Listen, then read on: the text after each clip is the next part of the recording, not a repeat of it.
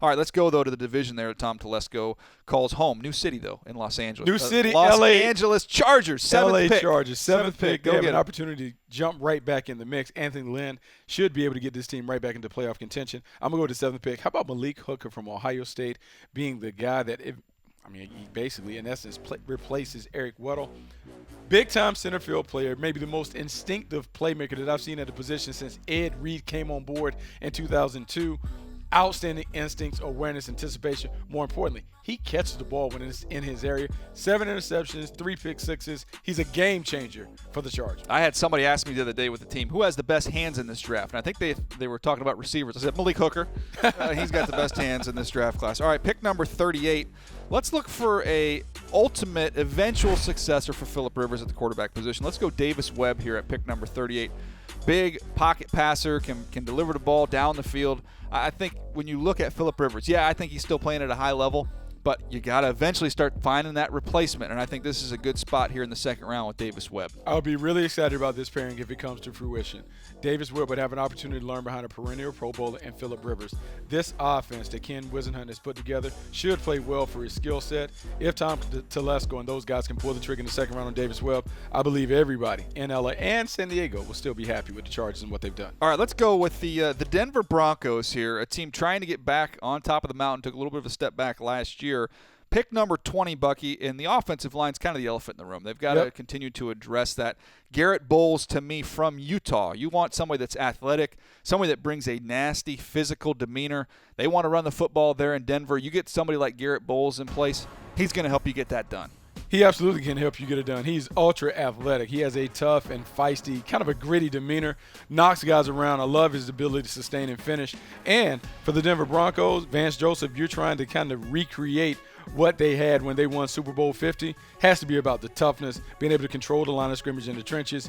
He is one part of what should be a rebuilt offensive line that allows them to get back to the recipe for success. All right, upgrading the offensive line is a big priority, Bucky, but then in the second round, we always say you never have too many pass rushers. You can never have too many pass rushers, and when you lose to DeMarcus Ware, you can't necessarily replace him with the same level player, but you can replace him with an energetic small school phenom and Derek Rivers. This is a guy that, watching him on tape, I was impressed with the first step quickness, the motor, the burst. There you see it at the bottom of the screen. 13 sacks, 17.5 tackles for loss. I thought he did a pretty good job at the Senior Bowl when I had a chance to watch him. He is someone who's going to have an opportunity to be a terrific player off the edge. Give me the play-by-play. Tell me that he sacks the San Diego quarterback. How would you broadcast that? Derek Rivers off the edge. Down goes Rivers. It's Rivers on Rivers. There's Rivers everywhere. All right, let's move on now to the Oakland, soon-to-be Las Vegas Raiders, and they hold the 24th overall pick. Bucky, I'll give you this one. Here we go. The late, great Al Davis loves his corners, and he loves them long and fast. Kevin King fits the bill. Long, rangy playmaker on the outside from the University of Washington. And I know he kind of lived in the shadows of the more acclaimed Sidney Jones, but this is a guy that when you talk to people, they just talk about him doing all the right things. A-plus guy, A-plus worker, understands the game, spends time in the film room, and his game reflects that. Has tremendous instincts, awareness, and anticipation. Just plays the game the right way. At 24, the Oakland Raiders would be happy to get a long, rangy player like this. Yeah, no, I think he's definitely in the mix there in the mid to late portion of round one. I think that's where you're going to see Kevin King go off the board, and a very, very talented kid. All right, let's go pick number 56, second round.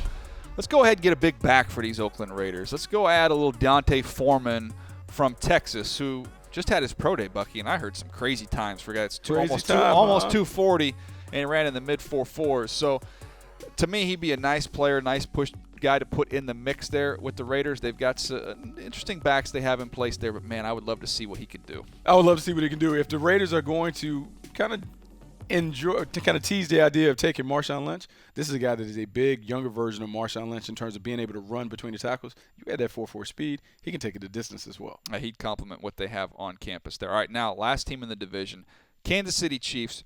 Pick number 27. We've both kind of hinted at this possibility, so let's just go ahead and put it out there. Deshaun Watson, right? That makes some sense for the Chiefs, doesn't it, Buck? It makes a lot of sense for the Kansas City Chiefs. When you go back and look at Andy Reid's track record and what he's been able to do with athletic quarterbacks, had a tremendous amount of success. Alex Smith, Deshaun Watson, actually, I see very similar games when you watch them on tape. I believe this would be the perfect fit. He can sit and watch a guy who is a winner, and Alex Smith, ply his trade in Kansas City Arrowhead. Yeah, really, really similar when you kind of look at the success they had in college, similar athletes, similar skill sets. So, no, I think that would be a great opportunity for him. Coach Reed, having been around him with the Eagles, he's always looking for a quarterback to develop, and this would be a great candidate and could have a big payoff for them down the line. Now we get to the second round, Bucky. We're thinking defense. Yeah, we're thinking defense, and we're thinking for possibly a replacement for Don Tari Poe. He departed as a free agent. He goes to Atlanta. You need someone big in the inside that can be a power player, a guy that can move people, create penetration. How about Montravius Adams?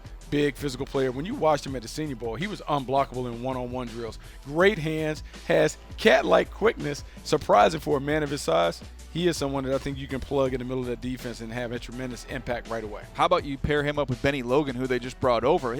Really skill set-wise, similar to a Benny Logan and what he can do. I'd like to see those guys play side by side. You got Chris Jones in the mix there. Now nice you've got a rotation. Get those guys rolling through there.